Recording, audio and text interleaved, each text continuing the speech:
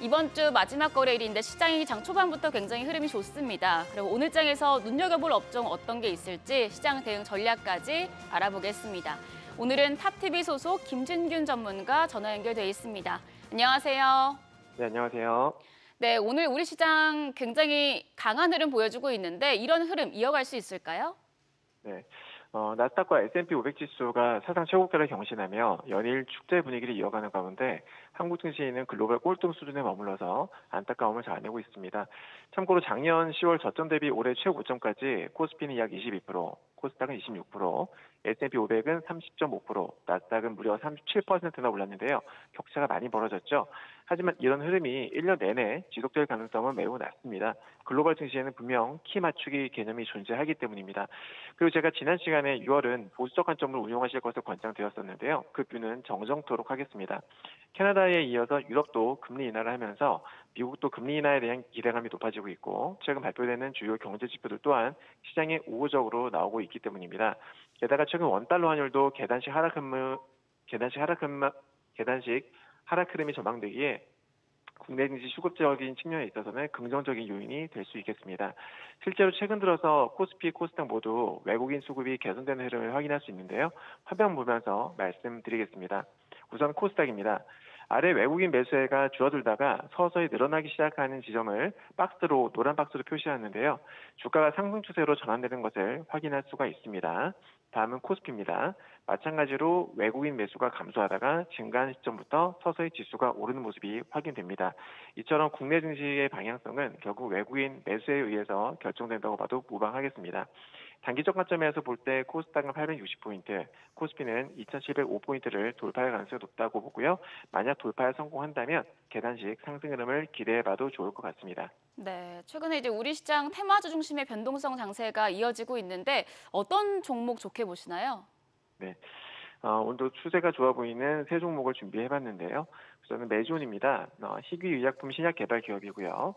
지난 3월 달에 미국 FDA에서 폰탄 환자 치료제인 신약 유데나필 IND 승인을 받으면서 급등 흐름이 나왔습니다. 어, 4월 달에는 국내 식약처에서도 유데나필 임상 3상에 대한 임상시험 계획 변경을 승인받은 바 있고요. 기술적 관점에서 봤을 때 차트 보시면 작년 7, 8월 급등 흐름 이후에 1년 가깝게 35,000원 부근을 지져주면서 박스권을 형성하고 있는데요. 급등폭에 비해서 조정폭이 깊지 않았다는 것은 매우 긍정적으로 볼 수 있겠고요. 최근 정배열로 전환되는 모습이 인상적입니다. 자, 두 번째는 금호석유입니다.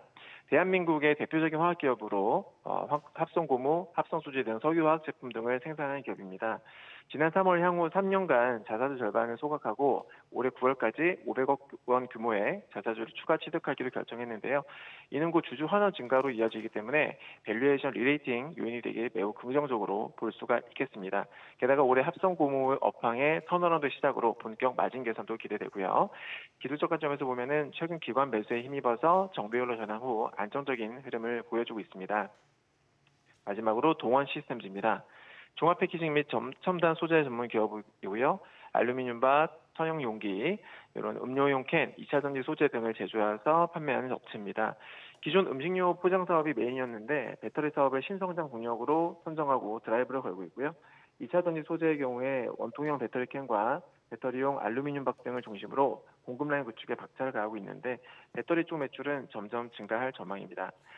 차트 보시면 2022년부터 작년 말까지 2년 동안 하락하다가 올해 들어서 추세 전환에 성공한 모습인데요. 지난 3월 급등 후 견조한 조정을 거쳤고 최근 다시 2차 상승 시도가 나오는 모습입니다. 네, 메지온, 금호석유, 동원 시스템즈까지 세 종목 말씀해 주셨고 자, 이제 이번 주 마지막 거래일입니다. 대응 전략까지 부탁드릴게요. 네. 금일 21시 30분에 미국 노동통계청에서 발표하는 5월 비농업 고용지표가 공개되는데요. CPI, PCI 등 물가지수와 함께 가장 중요한 지표 중 하나입니다. 현재 컨센서스는 약 18만 5천 명으로 나오고 있습니다. 참고로 지난달에는 17만 5천 명이었는데요. 만약 컨센서스보다 높게 나오면 악재가 될 것이고 낮게 나오면 호재로 인식이 될 겁니다. 최근 추이를 보시면은 5연속 컨센서스 상회 후에 지난달에 컨센서스 하회가 나왔는데요. 전체적으로 보게 되면 컨센서스 상회 확률이 높기 때문에 긴장하면서 지켜볼 필요가 있겠습니다. 마침 미증 시도 신고가를 경신한 이유라서 컨센 상회로 나오게 되면 실망 매물이 쏟아지면서 변동성이 커질 수 있다는 점 염두에 두시길 바라고요. 개인적 소견으로는 금요일 종가 기준으로 크게 밀리지만 않는다면 다음 주에도 추가 상승을 기대해 볼 수 있을 것 같습니다. 네, 알겠습니다. 오늘 말씀 고맙습니다. 지금까지 업종과 대응 전략 알아봤습니다.